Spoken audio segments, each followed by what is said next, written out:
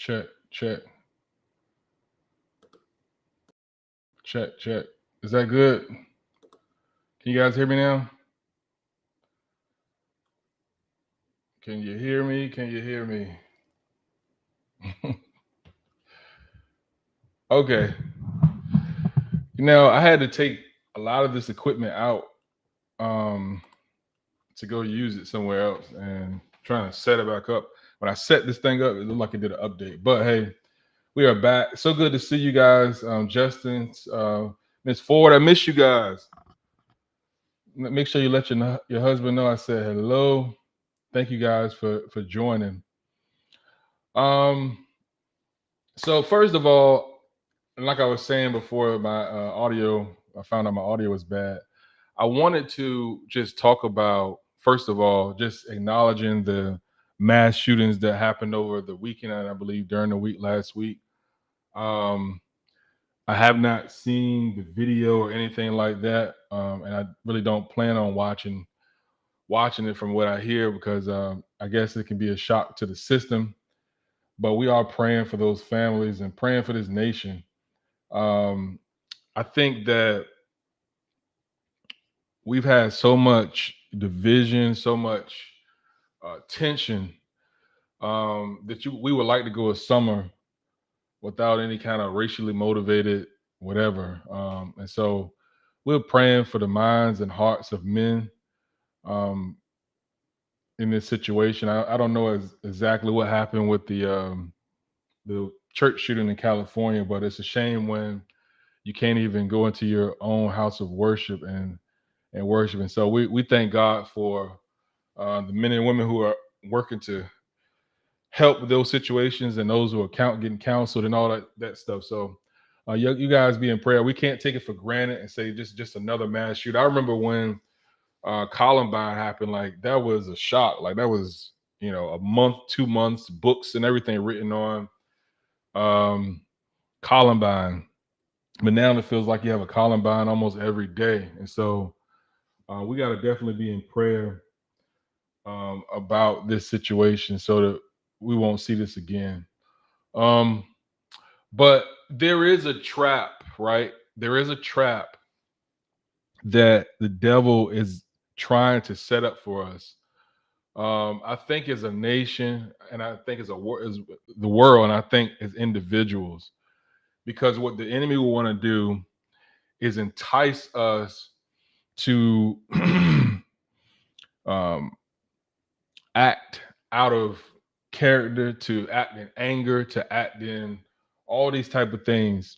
And I was telling my wife this morning, I wish that we can address this evil together instead of addressing it as this racial side, that racial side. We need to be able to come together and say, as a people, we are sick of this stuff altogether. As a people, not just this side or that side, because what happens is we get pitted against each other, and then the devil wins again.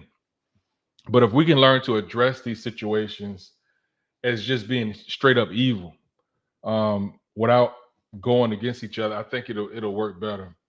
But I'm so glad that um, in the midst of this, God is still good. He's still able. I want to share with you for a minute, and I'm not going to hold too much of your time this morning. I know that many of us have a lot of things to do this morning that we're trying to get going, but um, David, right, in the Old Testament, he went through some situations where it seemed like he should have reacted differently. It seemed like he should have gotten mad. It seemed like he should have, killed everybody around him. But I heard a message yesterday from Pastor Albert, Dream Church, that kind of inspired me towards this message this morning. Beware of the trap, because if you're not careful, we can be trapped into some um, ways of thinking and acting in our personal lives that God would not be pleased with. And the amazing thing about David is that he never acted out of sheer emotion. There was times where he could have just killed Saul, where he could have I mean, Saul was literally trying to kill him, and he had the opportunity to kill Saul, but yet he refused to because he understood that God would eventually um, do what he needed to do in his life. And sometimes that's the challenge that many of us face, whether you be at work, whether you be at home, having to listen to a boss that you don't agree with, right? Having to capitulate to things that, man, I wish it was different, right? But because you have certain authority over you, because you have this, you may have a president you don't like. A lot of people didn't like Trump. A lot of people don't like Biden. But the Bible tells us that we should honor our leaders.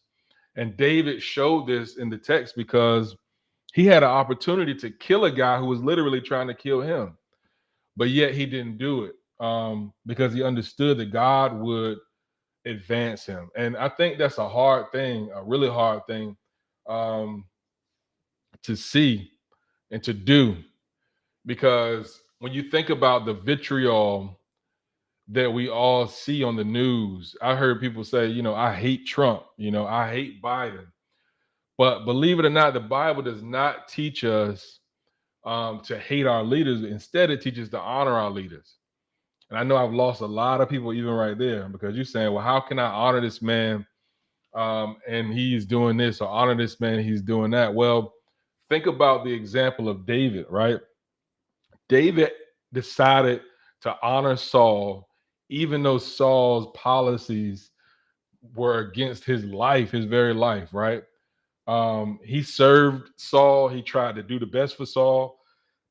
Maybe you are in the same position where you're serving your company, you're trying to do the best for your company, but it seems like um, it's not working out for you, right? So um, I want you to know that honoring, and that word honor has been really, really deep on my heart, because I truly believe that we've gotten to the point now where we have so much lawlessness um, in our nation, among people, where we do not want to submit to authority at all.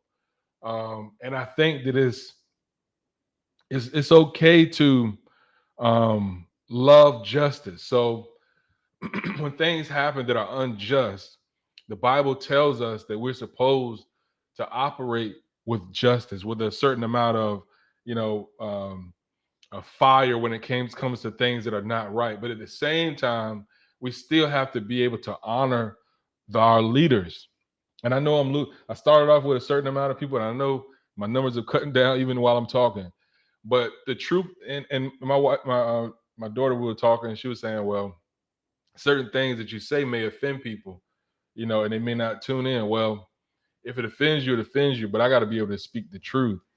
And the truth is that we have to learn that honor is very, very important. In spite of what the enemy may tell you, it's a trap in being um, contrary all the time, right? That you always got a conspiracy theory with everything, right? You don't believe there's any good in anybody that's ever been in leadership. And a lot of times when I see that, it's from people who have never been in leadership themselves.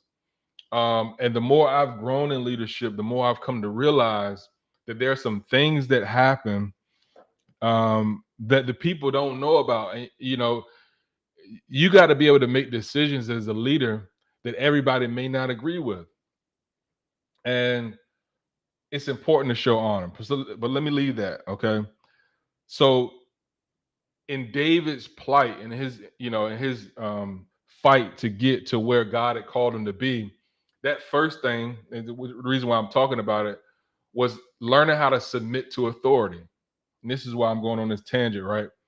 And I put I'm gonna put the link in the description if you want to come on and join us.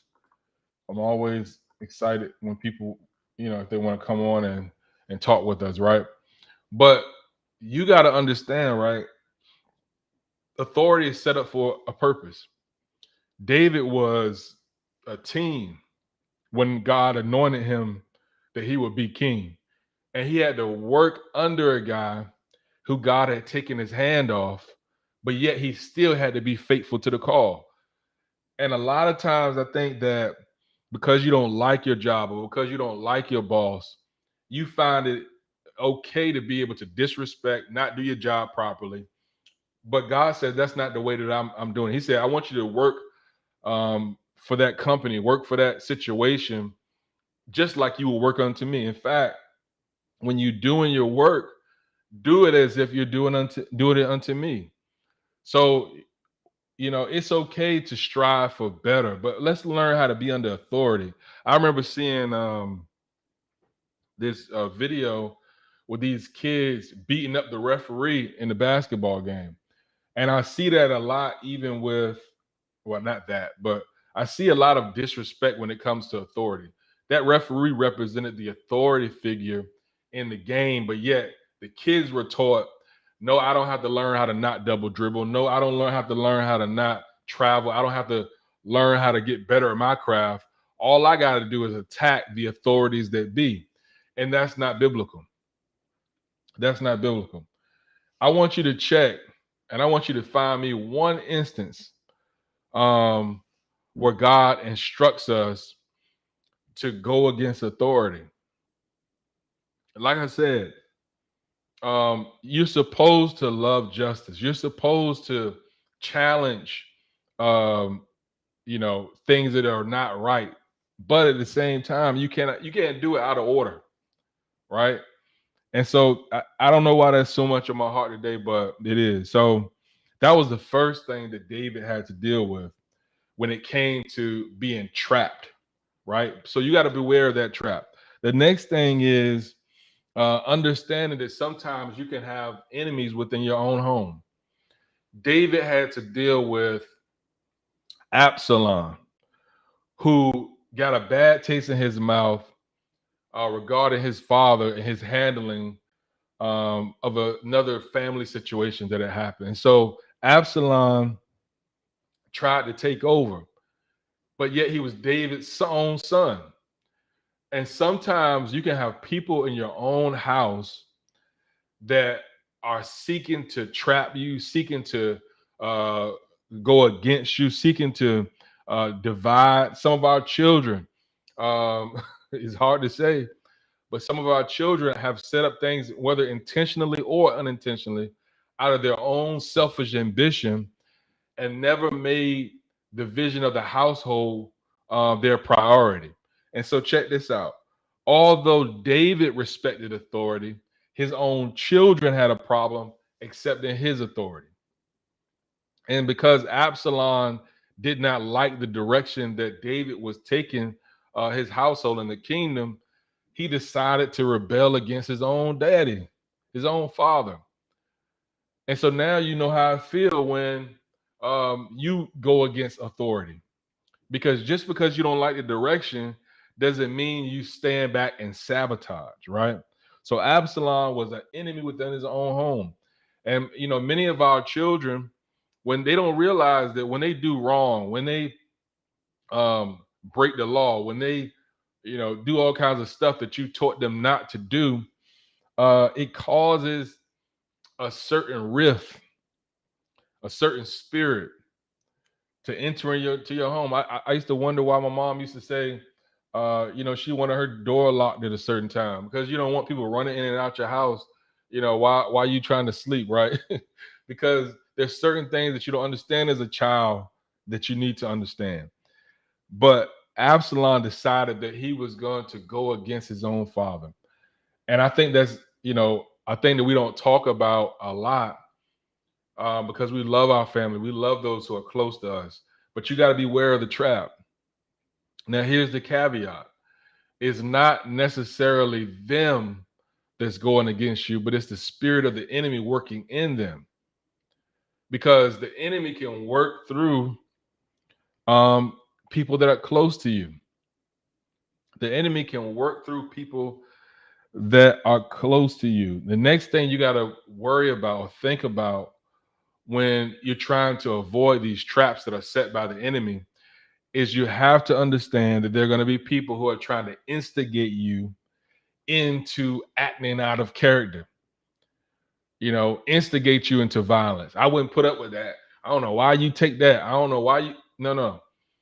Understand that God is not calling us to operate in a manner that is outside of our character, right? That is outside of His character, better yet, because a lot of us, that is in our character to act up. But when I understand that, right, I'm not being pushed and swayed by instigators who would tell me that I should not forgive. Think about it. You have people in your life that you decided that you want to forgive, but yet there's somebody else saying, I wouldn't forgive them. I wouldn't put up with that, right? Because they're instigating. But God says you got to learn how to beware of that trap, because we're supposed to not hate each other. We're supposed to love each other. It's very simple. I wasn't gonna bring this up, and it's Monday, so I've had a couple days to brew over some things that I've been experiencing. But they have this thing where they say it's the black church or it's the white church, right? I'm sick of that, because Jesus never came to preach a black or a white church. We've made that up, and we continue to perpetuate it even today. Um, I understand the need. I come from African Methodist Episcopal Zion Church, right? And I understand the need that slaves had to have their own place of worship. But there has to be a point. See you later, sweetheart. There has to be a point where we're able to come back together and put the church together the same way that Christ intended. I asked the guy, I'm not going to mention his name, of course, but I said to him, what is the black church? So he goes to me and he says, well, if you had my children and your children, which one would you feed first? Him saying that was his intention in saying that was, uh, we got blacks and we got whites. Are we going to feed our own first? Or are we going to feed? But the key thing is, if I had your children, I would make sure they all eat, right? Because I'm going to treat that child the same way, your child the same way I treat my child. I'm not going to starve your child, right? Jesus never preached this thing of black and white church. I searched through the Bible to try to find if there's anywhere that God puts a significant emphasis on race, and there never was. The only emphasis was whether you are in covenant or out of covenant, whether you knew Christ or you did not. All this stuff about, I don't get me wrong on this one, but I got to say it the way it's on my heart, right? Social justice is one thing, and we need to have social justice, but the gospel of Christ is to everybody. And if you're preaching a message that is only good in the black church, or if you're preaching a message that is only good in the so-called white church, you're missing the whole point, because the gospel is inclusive for everybody. And so could it be that you're not really a preacher at all? You may be a social justice preacher, but that doesn't mean that you're a gospel preacher, because the gospel is for everybody. So there ain't no thing where am I gonna feed this child before that child? Or am I gonna reach out to the white man like I does the black? No, this is for everybody. And I know for a fact that we have blacks and whites alike. Even right now, I think we got equal amount, if I'm looking at the numbers correctly, from people I know that always join the channel. Because what we're talking about is for everybody. Everybody struggles. Everybody has situations that they're going through. And so for me, we got to avoid this trap. And I'm not saying this because I'm going against um, social justice or I'm going against this or that, right?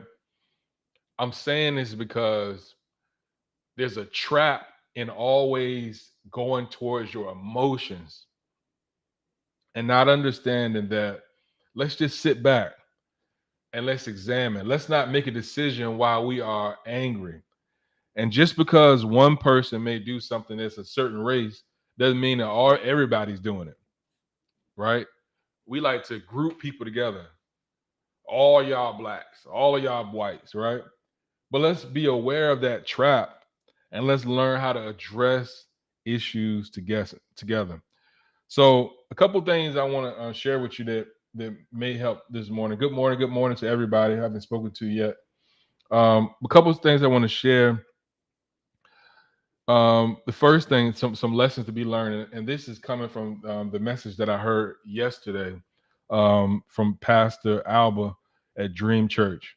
Um, just because you can't engage, just because you can engage, doesn't mean you should. Just because you can engage, David had the opportunity to chop Saul's neck off, but just because you can engage, don't mean you should. You think about the fact that you got people who talk about you, who lie on you at work, who are trying to get you fired. But sometimes you got to learn how to hold your peace. God doesn't always want you to react and fly off the handle just because something is happening, right? The second thing is that the devil can use someone close to you. So don't think that it's just them that's the enemy. It's the enemy that's within people that are even close to you. And people close to you would juice you up, right? And try to make you feel like um, you know, you need to go retaliate. But it ain't always time to retaliate. The devil will use people that are close to you to bring you down. And that's the truth.